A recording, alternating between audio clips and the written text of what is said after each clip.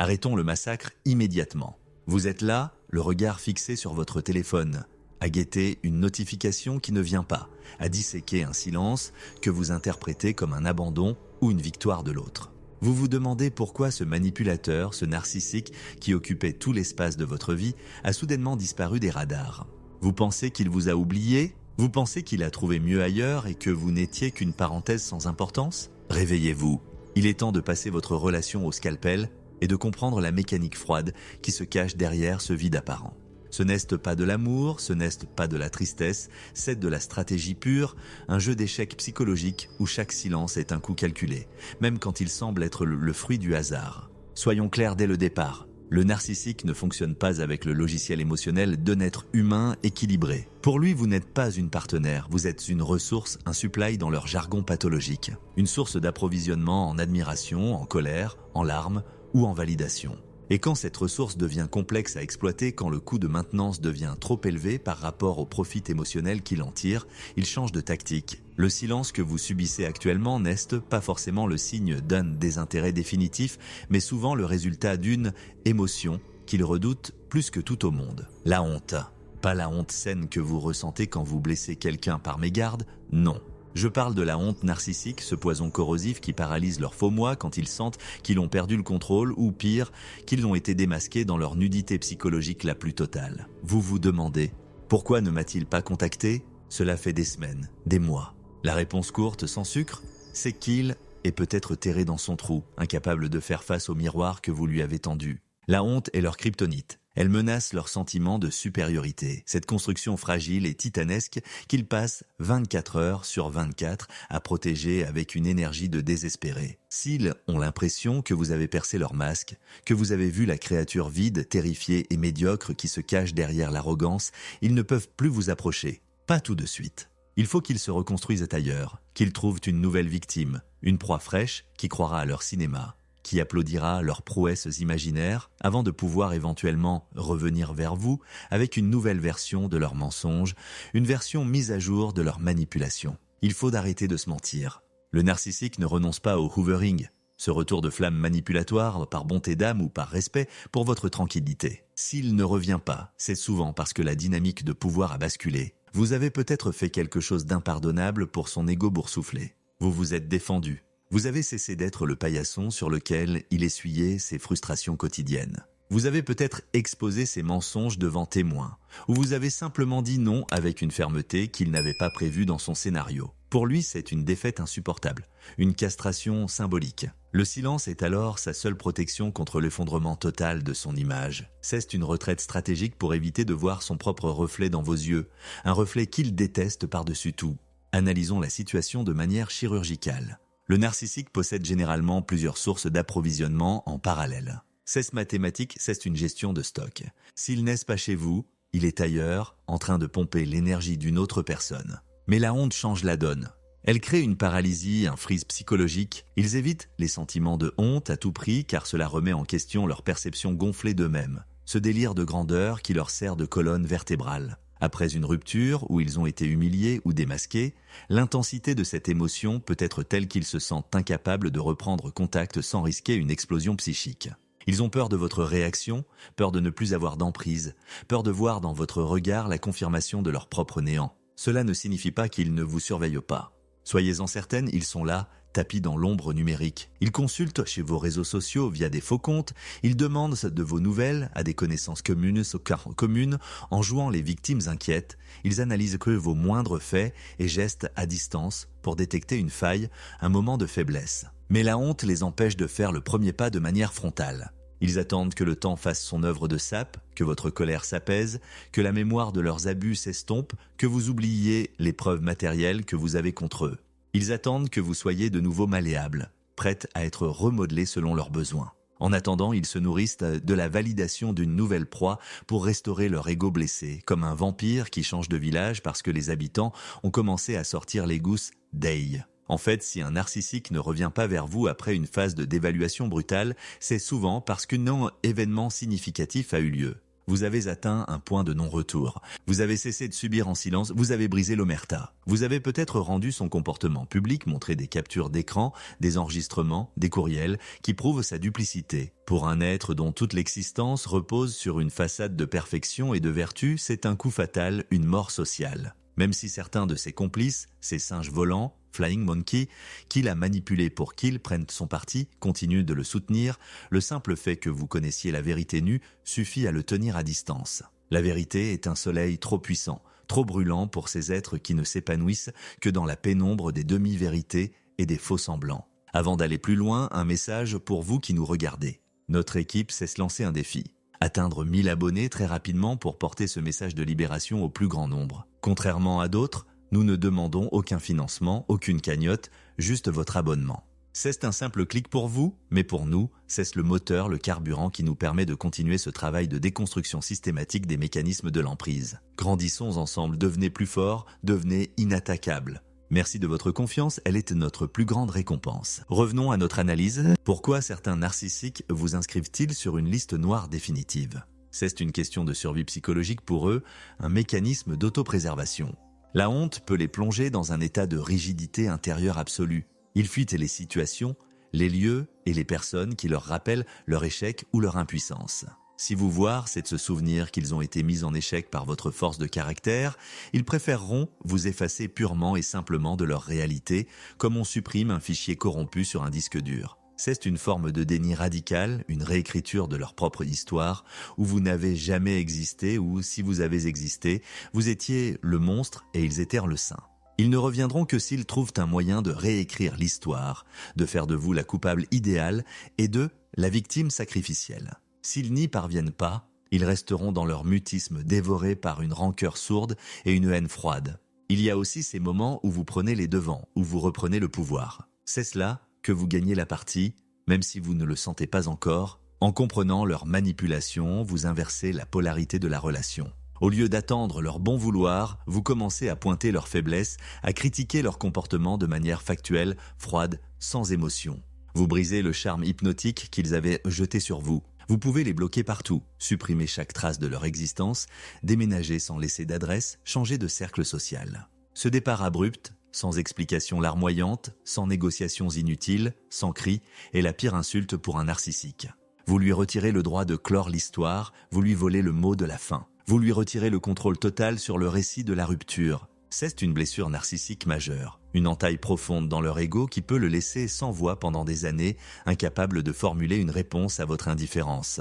Imaginez l'impact dévastateur de votre silence sur lui. S'il tente un hoovering, un petit message anodin du genre « j'ai vu ce film et j'ai pensé à toi », et que vous ne répondez pas, que vous ne réagissez même pas par la colère, car la colère est encore une forme d'énergie qu'il peut absorber, vous lui envoyez un message d'une violence inouïe. Tu n'existes plus, tu es devenu transparent. Pour quelqu'un qui a besoin d'attention, même négative, pour se sentir vivant et consistant, c'est une mort psychique. Il devra alors expliquer à son entourage pourquoi vous ne répondez plus, pourquoi vous l'avez rayé de votre vie. Il inventera des histoires pathétiques. Il dira que vous êtes folle, instable, malhonnête, bipolaire. C'est sa campagne de diffamation habituelle pour sauver les meubles et garder la face devant ces singes volants. Mais au fond de lui, dans la cave obscure de son psychisme, la honte de ne pas avoir pu vous briser, de ne pas avoir pu vous réduire à néant, restera gravée comme une marque d'infamie. Parlons de la technique du miroir, une arme redoutable. En leur renvoyant leur propre tactique, vous leur enlevez tout pouvoir d'action. S'ils vous ignorent, pour vous punir, pour vous faire ramper,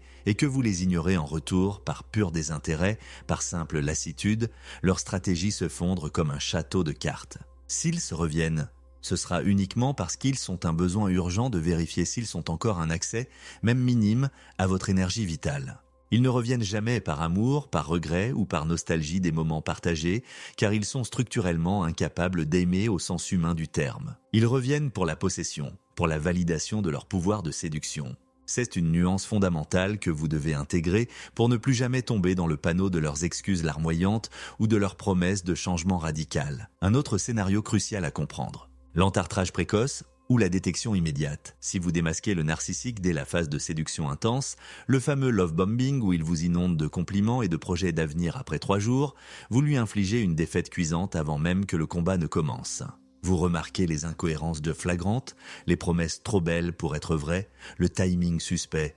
et vous lui dites en face, calmement: « Je vois ce que tu fais, ton petit manège ne prend pas avec moi. » À ce moment-là, le narcissique est totalement désarçonné, son script est court-circuité. Il n'a pas encore eu le temps de tisser sa toile d'araignée émotionnelle. Il s'enfuit généralement très vite, avec une queue entre les jambes virtuelles, pour trouver une proie moins lucide, plus vulnérable, plus fraîche. C'est une victoire absolue pour vous, même si sur le moment, vous pouvez ressentir un vide ou une pointe de déception. Ce vide, c'est l'espace sacré que vous avez libéré pour une vie saine, loin des prédateurs. La confrontation directe est un outil puissant, mais elle doit être utilisée avec une précision chirurgicale. Quand vous dites à un narcissique « Tes mensonges n'ont aucun sens, ils sont grossiers » ou « Je ne crois pas un mot de ce que tu racontes, j'ai vérifié les faits », vous attaquez directement les fondations même de son faux moi. Son ego subit un choc frontal, une déformation structurelle. S'il décide de rompre à ce moment-là, s'il disparaît dans un nuage de fumée, c'est par pure lâcheté, par incapacité à soutenir le regard de la vérité. Il ne peut pas supporter d'être vu tel qu'il est, un petit enfant blessé jouant au tyran. Cette honte de l'exposition était si violente, si insupportable, qu'elle peut le pousser à disparaître totalement de votre vie, à changer de ville ou de cercle social. Ne voyez jamais cela comme une perte, mais comme une désinfection nécessaire, une purification de votre environnement vital. Il faut aussi comprendre la tactique des singes volants, ces intermédiaires toxiques que le narcissique utilise pour tester l'eau sans se mouiller les pieds. Ce sont souvent des amis communs, des membres de la famille ou même vos propres amis qu'il a réussi à séduire par son masque de brave type. Ils viennent vous demander comment vous allez, ils glissent subtilement dans la conversation à quel point le narcissique souffre, à quel point il est perdu sans vous ou à quel point il a changé. C'est une manœuvre de contournement classique. Il veut voir si la porte est encore entr'ouverte, si la honte peut être surmontée par une manipulation indirecte, si vous êtes encore sensible à sa mise en scène. Si vous restez de marbre face à ses émissaires, si vous leur répondez avec une indifférence polie mais ferme que ce sujet ne vous intéresse plus, vous coupez les derniers ponts, vous affirmez votre souveraineté. Vous montrez que vous n'êtes plus une pièce sur son échiquier. Le narcissique est un joueur de poker qui n'a que des bluffs en main du matin au soir. Quand vous refusez de suivre ses mises, quand vous refusez d'entrer dans son jeu de surenchère émotionnelle, il n'a plus rien. Il est nu. Le silence qu'il vous impose est parfois sa seule façon de ne pas montrer qu'il a tout perdu, qu'il est en faillite personnelle. Il peut passer des heures, des jours, à visualiser comment reprendre le dessus, comment vous faire ramper de nouveau, comment obtenir cette revanche dont il rêve pour laver l'affront de votre autonomie. C'est une obsession dévorante pour lui. Mais tant qu'il ressent cette honte cuisante de l'échec, il restera paralysé dans son coin. C'est votre fenêtre de tir, votre opportunité en or pour reconstruire vos remparts, renforcer vos frontières et ne plus jamais le laisser approcher de votre périmètre de sécurité. Le hoovering nest jamais, absolument jamais, une preuve de regret sincère ou d'empathie retrouvée. C'est une tentative de récupération d'actifs, une opération de maintenance de son parc de victimes. Parfois, cela prend des formes ridicules, presque pathétiques. Un joyeux anniversaire envoyé par SMS à 3 heures du matin après 2 ans de silence, un cadeau anonyme déposé sur votre palier, un message concernant un objet insignifiant que vous auriez oublié chez lui, une brosse à dents, un vieux magazine. Ce sont des hameçons psychologiques.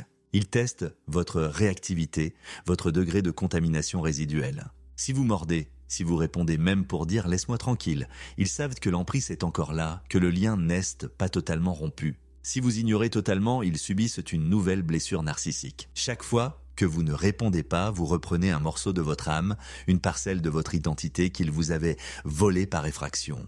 Certains narcissiques, les plus malveillants, vont même jusqu'à utiliser des enfants, les vôtres ou les leurs, pour tenter un retour en force. C'est le sommet de l'abjection, l'instrumentalisation de l'innocence au service de la pathologie. Envoyer des cadeaux de la part de l'enfant alors que celui-ci est trop jeune pour comprendre, ou utiliser les moments de garde pour mettre en scène une fausse rédemption, une piété de façade ou une tristesse de cinéma. Soyez d'une vigilance absolue. Ne confondez jamais la manipulation parentale avec un changement de personnalité profond. Un narcissique ne change pas. Il ne fait que peaufiner son camouflage. Il s'adapte, il évolue dans sa cruauté, il devient plus subtil, plus retors, mais la structure atomique reste la même. Un vide immense, un trou noir entouré de barbelés émotionnels. La honte qu'ils ressentent dès leur prison perpétuelle. Ils sont condamnés à fuir sans cesse la réalité de leur être, à courir après des masques de plus en plus lourds à porter. Vous, au contraire, vous avez la capacité magnifique de faire face à la douleur, de la traverser, de la transformer et de grandir. C'est là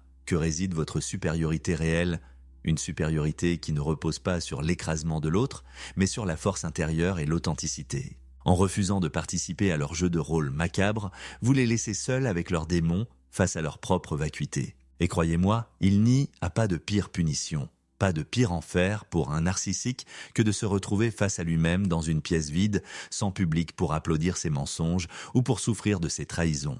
Il est crucial d'analyser froidement pourquoi vous attendez encore ce contact, pourquoi vous vérifiez encore ce téléphone. Est-ce de l'amour ? Non. C'est ça l'effet de l'addiction biochimique, une dépendance physiologique créée par le cycle pervers de la maltraitance et de la récompense intermittente. Votre cerveau a été entraîné à réclamer sa dose de dopamine après le stress intense du cortisol provoqué par ces crises. Le narcissique vous a conditionné, tel un animal de laboratoire, à attendre ses miettes comme si c'était un banquet royal. Rompre ce cycle demande un effort de volonté pure, une discipline presque héroïque. Vous devez traiter ce silence non pas comme un manque cruel, mais comme une cure de désintoxication vitale. Chaque jour, passé sans nouvelles, est une victoire éclatante pour vos neurones, pour votre système nerveux et pour votre dignité de femme ou d'homme libre. Soyons réalistes, sans phare. Le narcissique ne trouvera jamais personne pour vous remplacer vraiment. Non, pas parce qu'il vous aimait de manière unique, mais parce que votre énergie, votre empathie, votre intelligence et votre intégrité étaient des ressources de très haute qualité, un carburant premium qu'il a gaspillé par pure stupidité pathologique. Il pourra trouver d'autres victimes, bien sûr. Le monde en regorge, mais le goût de la défaite face à votre résistance restera une amertume constante dans sa bouche. Ils comparent sans cesse leurs nouvelles proies aux anciennes, cherchant à retrouver l'intensité du début, mais ils ne récoltent que la répétition monotone de leur propre vide intérieur. C'est la loi du boomerang. On ne récolte que ce que l'on sème, et ils ne sèment que le chaos, la discorde et la désolation. Il faut cesser de chercher des explications logiques, rationnelles, à des comportements qui relèvent de la pathologie mentale. Pourquoi a-t-il fait ça après tout ce que j'ai fait pour lui ?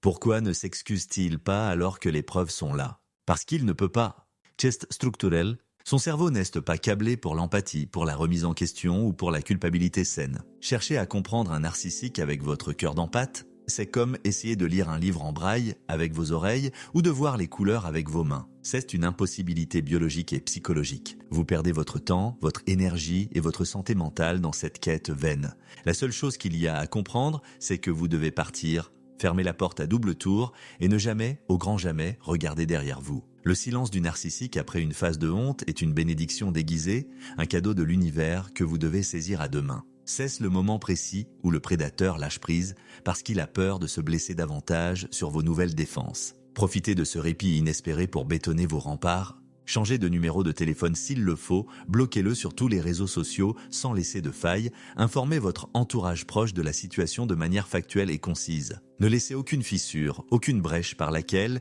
il pourrait s'insinuer de nouveau avec ses paroles doucereuses. Le narcissique est comme l'eau, il s'infiltre partout où il y a une faiblesse structurelle. Soyez un roc, soyez une forteresse d'indifférence. Rappelez-vous chaque matin que leur plus grande peur, bien plus que la haine, c'est l'oubli. Ils préfèrent être détestés passionnément, être poursuivis en justice, être insultés, plutôt que d'être ignorés. L'indifférence est pour eux une forme de néantisation. En ne leur donnant aucune réaction, aucun signe de vie, aucune émotion, ni positive ni négative, vous les condamnez à l'inexistence dans votre univers personnel. C'est la forme de justice la plus pure et la plus efficace qui soit.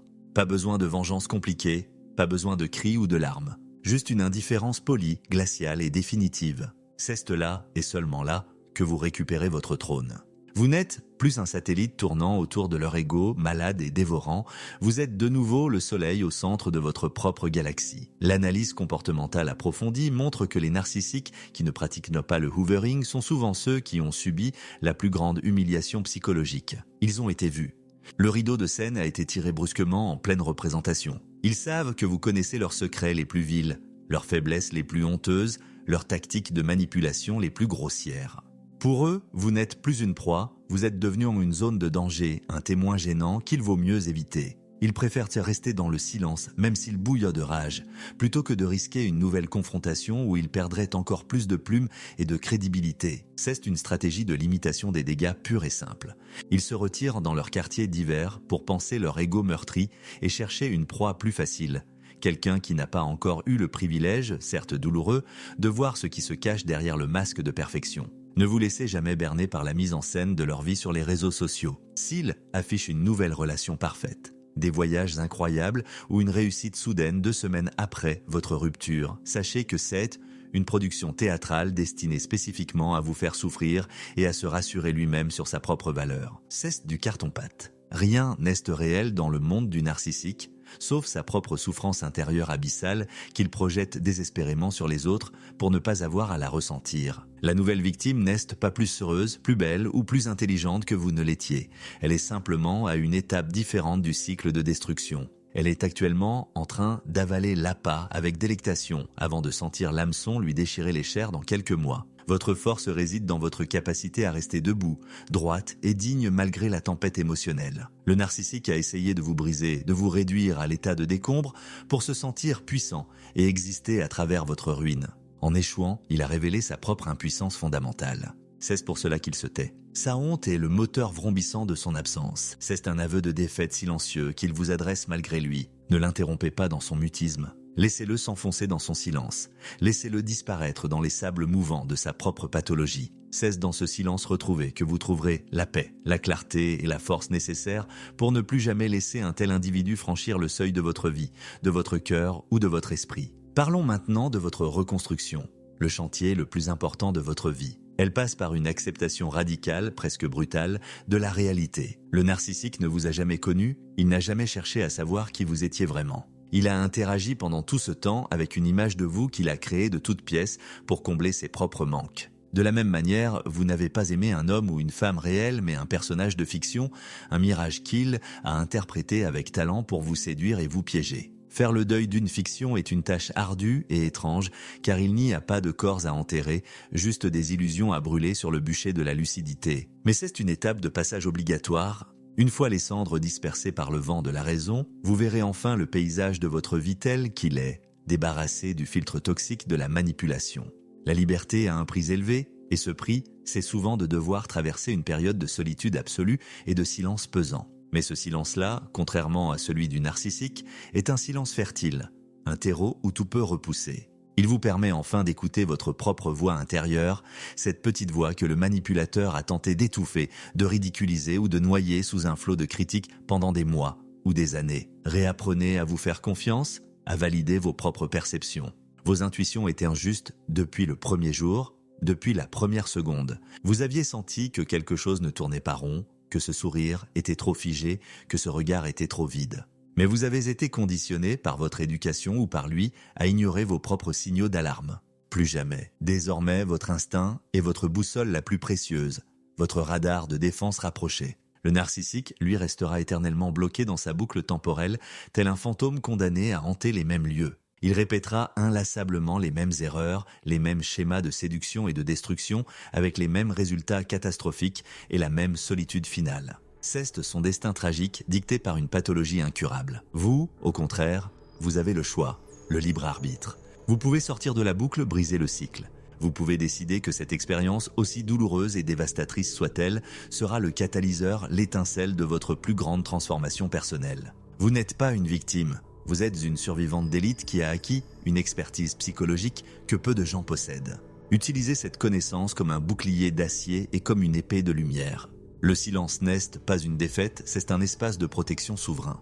Si le narcissique ne vous contacte pas, remerciez les lois de l'univers, remerciez votre bonne étoile. Chaque jour de silence est un jour de guérison profonde. Chaque jour sans son venin est un jour où votre esprit se clarifie, où vos couleurs reviennent, où votre énergie vitale se recharge. Ne cherchez pas à savoir ce qu'il devient, avec qui il dîne ou ce qu'il poste sur Internet. Ce qu'il devient ne vous regarde plus, c'est de la pollution mentale. Il appartient désormais au passé, à une version de vous-même qui n'avait pas encore les outils, les armes et la conscience pour se défendre. Aujourd'hui, vous êtes armé, vous êtes lucide, vous êtes libre. Et cette liberté est votre plus belle revanche. Il est temps de poser les règles d'airain de votre nouvelle vie. Ce ne sont pas des conseils amicaux, ce sont des lois de survie en milieu hostile. Si vous voulez vraiment sortir définitivement de cet enfer et ne plus jamais y remettre les pieds, vous devez les appliquer avec une discipline de fer, sans aucune concession. Le narcissique compte sur vos failles, sur votre empathie, sur votre politesse pour revenir. Fermez ses portes une par une avec détermination.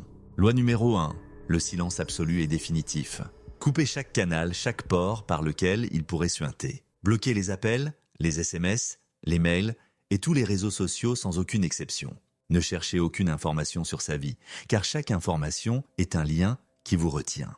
Le silence n'est pas une punition que vous lui infligez, c'est une mesure d'hygiène vitale pour votre cerveau. Loi numéro 2, l'absence totale de justification. Cessez de vouloir expliquer votre point de vue, de vouloir argumenter ou d'attendre des excuses qui ne viendront jamais. Le narcissique n'admettra jamais ses torts, il utilisera vos explications pour peaufiner ses prochaines attaques. Votre seule et unique réponse doit être votre absence totale et définitive. La vérité n'a pas besoin d'être débattue avec un menteur professionnel qui vit dans un monde parallèle. Loi numéro 3. Le détachement clinique. Apprenez à regarder le manipulateur comme un objet d'étude, comme un spécimen biologique fascinant mais dangereux, pas comme un être cher. Observez ses tactiques de loin, sans y injecter la moindre goutte d'émotion. En retirant le carburant affectif, vous rendez son moteur inutile. Vous n'êtes plus sa proie, vous êtes le témoin lucide et froid de son propre naufrage. Loi numéro 4. L'investissement massif dans la forteresse intérieure. Consacrez chaque seconde de votre énergie, chaque pensée, à votre propre reconstruction. Retrouvez vos passions enfouies, renouez avec vos vrais amis, soignez votre corps et votre esprit. Devenez si forte, si épanouie et si centrée que la simple idée de son retour vous paraisse non pas effrayante, mais simplement absurde et ridicule. Votre succès éclatant et votre bonheur authentique sont les meilleures formes de défense et la seule réponse valable à la toxicité. Vous avez maintenant entre les mains les outils du scalpel et de la reconstruction. Vous avez la compréhension intime de la mécanique de la honte, du silence et de la manipulation. Vous savez pourquoi ce vide existe et pourquoi il est, en réalité, votre meilleur allié pour repartir de zéro. Ne laissez plus jamais personne, absolument personne, piétiner votre jardin intérieur ou ternir votre lumière. Vous avez traversé le feu de l'emprise, vous en êtes ressorti avec une vision laser capable de détecter la toxicité à des kilomètres. Le narcissique est un prédateur de l'âme, mais vous n'êtes plus une proie facile. Vous êtes une force de la nature qui a repris les commandes de son destin. Votre esprit était votre territoire le plus sacré, votre sanctuaire. Personne n'a le droit d'y entrer pour y semer le doute, la confusion ou la douleur. Appréciez chaque seconde de votre liberté retrouvée, car elle a été payée au prix fort. Ne la bradez jamais pour un moment de nostalgie mal placée, pour une fausse promesse de changement ou pour combler un vide temporaire. Le chemin devant vous est large, lumineux et totalement dégagé. Marchez-y la tête haute, le regard fier, sans jamais vous retourner sur les ruines du passé. Ce qui est derrière vous est une leçon, ce qui est en vous est votre puissance. Et ce qui est devant vous est votre domaine souverain. Restez vigilante, restez puissante, restez ancrée dans votre vérité. C'est la seule victoire qui compte, la seule qui dure. Votre vie commence maintenant.